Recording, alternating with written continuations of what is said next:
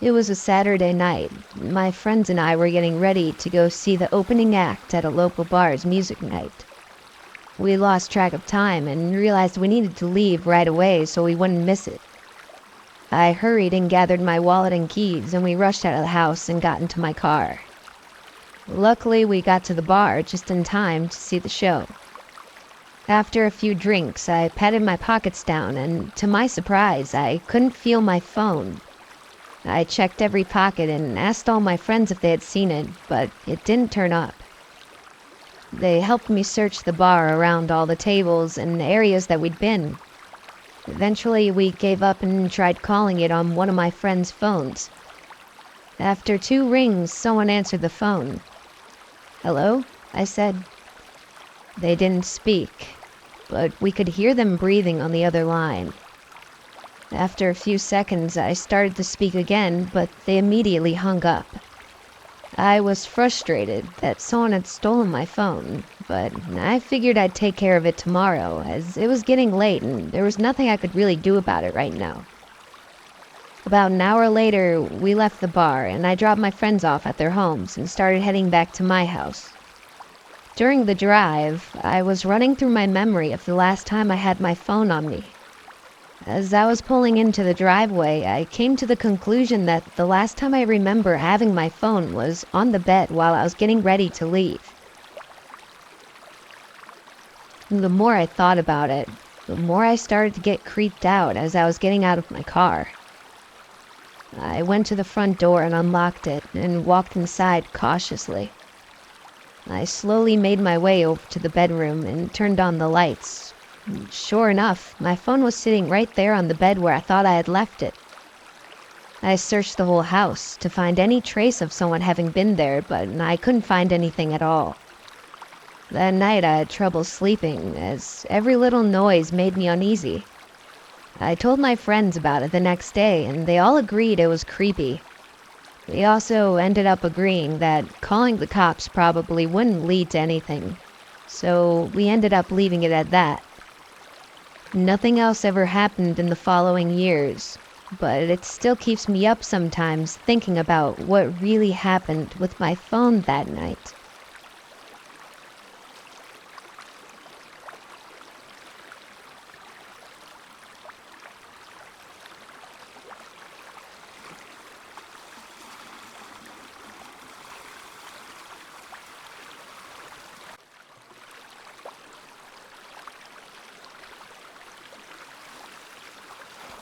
This happened to me just a few weeks ago, and it hasn't left my memory since. I'm 20 years old and just moved into a small apartment complex a few miles from my parents' house. I've never lived alone before, so this whole situation was pretty new to me. The complex was 3 stories tall and had 6 total apartments. The only one that was available was on the top floor, so that's the one I had to go with. Anyways, I finally got everything in and was able to relax for a little bit before bed. I think the time was around 10 p.m., but I still had to set up my bed and eat dinner. The only thing I really had to eat was ramen, so I started the stove and put a pot of water on top to boil. As I was waiting, I heard the floor in front of my apartment creak softly. I wasn't too sure at first if the complex just made noises or if someone was actually at my door.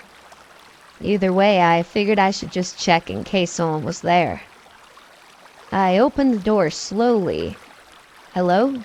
I said softly, as there was an older man standing a few feet from my door, with his back facing me. I assumed he lived in the neighboring apartment, as the door was directly in front of mine, which was where he was facing. A few seconds went by, and he turned softly and said, "Sorry," then began to walk down the stairs. I closed the door and checked on the pot of water. I started to feel a little bit uneasy, mostly because he didn't go into the neighboring room. There would be no reason for anyone to come up to the top floor unless you lived there. Anyways, I'd finished making the ramen and tried not to think about it too much. I was just excited to finally have my own place and live alone for once. This was a big accomplishment for me, and I didn't want to be creeped out for my first night. So I finished making my bed and turned all the lights off. I stayed up on my phone for a little bit before eventually dozing off. I want to say I fell asleep around 11 or 12, but I'm not too sure. However, I do remember reading the clock at 1:29 when I woke up after hearing something from the room below mine. It sounded like a soft shuffling of footsteps. I laid there waiting to hear anything else. It took maybe 5 minutes before I heard the creaking floor from outside my room again. I was beginning to panic a little bit, running through my mind over and over to try and remember if I had locked the door after opening it earlier that night. As I waited in silence, I heard the subtle clicking sound of the doorknob trying to turn. It was locked. I waited for anything further to happen, but after a few seconds I heard the neighbor's door open and then shut. Relieved, I got out of bed and quickly double-checked to make sure my front door was locked. Then I went back to bed. I figured it must have been the old man who had possibly just gotten confused as to which door was his. When morning came, a loud knock came at my front door. I was greeted by 2 police officers. They asked me if I had experienced anything unusual last night or if anything was missing. Apparently a man had robbed 2 apartments last night, both having forgotten to lock their doors. I told the officers everything, and they thanked me and walked back downstairs. I'm not sure if they found the man or not, but nothing happened since. Just thinking about the whole situation makes me really uneasy, and I can't help but wonder what would have happened if I had forgotten to lock the door that night.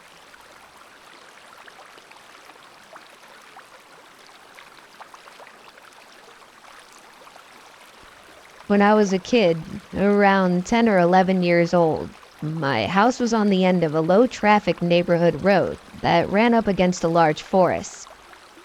I would often run around, play games, and go for walks with my friends out there behind my house. Of all the forests and woodsy areas I've seen, this one seemed to be the most dense. I mean, the trees were so close together at some parts of the forest it was hard to walk next to a friend without having to constantly move behind or in front of them to pass between 2 trees. Anyways, it was a regular Friday night, and I invited my best friend over to hang out, since there was no school tomorrow. By the time he came over, the sun was beginning to set. Still, we wanted to hang out in the woods for a while before it got too dark. We grabbed some heavy flashlights just in case and headed for the tree. We walked for maybe 10 or 15 minutes before finding a fallen tree which we sat on and just talked. This was one of our favorite things to do, just sit in the woods and talk about whatever we felt like. I'm not quite sure how long we were actually sitting there, but we definitely got lost in the conversation for a while, because when I finally looked up, the forest was almost completely covered in darkness. Initially, neither of us were too nervous, as we knew our way around the forest, and we figured we would just start heading back before it got pitch black. We turned our flashlights on and started walking. I will admit, though, I was definitely a little creeped out. It was almost completely silent, other than the crunch of the leaves from our footsteps, and we could only see a few feet ahead of us because of the dense trees blocking the view. After 2 or 3 minutes of walking, we both suddenly stopped, as we both heard the very distinct sound of a person walking slowly across the leaves just ahead of us.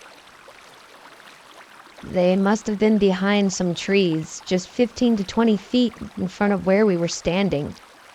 I couldn't stop myself from wondering, why would anyone be going for a walk alone in the middle of the woods at this time of the night? I tried to stay calm, but just as we thought the person was beginning to get further away, the footsteps stopped. My friend and I both froze. We looked at each other in fear and confusion. It felt as though suddenly everything had become completely silent. As I stood there looking at my friend, I had a rush go through my body of the feeling that I was in immediate danger. Almost a split second later, I heard leaves crunch from just a few feet behind us. My instincts kicked in, and I took off running straight in the direction of my house. As I ran, my shoulders were constantly bumping into the trees, as it was hard to navigate through them with barely any light. I heard footsteps crunching the leaves behind me. I hoped it was my friend, but I was too scared to look back. After maybe 30 seconds of running, I heard the footsteps take a sharp turn to the right and drift off in the distance. This made me even more terrified that those footsteps were not my friend's, and made me wonder where my friend was and if he was in trouble. Eventually, I made it to my backyard and immediately went in my house through the back door. I was out of breath. I peeked through the windows, looking to see if my friend would show up, but after a few minutes passed, I began to really worry. My parents came downstairs and asked if I was okay, as they saw the panicked look on my face. As I was telling them everything, the doorbell rang from the front of our house. My dad nervously cracked open the door. My friend immediately pushed the door open and ran inside. He said after I ran, he froze in place, not knowing what to do. He heard 2 sets of footprints go off in my direction after me, and after a few minutes he decided to run towards my house as well. My parents called the police to report the incident, but nothing ever came of it. My friend and I still talk about it to this day, coming up with new theories about what really happened that night. Part of me wishes that I'd looked back to see who was chasing me, but I know in a forest like that, there was no way I would have gotten 5 steps before running straight into a tree. Anyways, that is still the most terrifying experience I've ever had. And ever since then, I always get uneasy when I'm around the forest at night.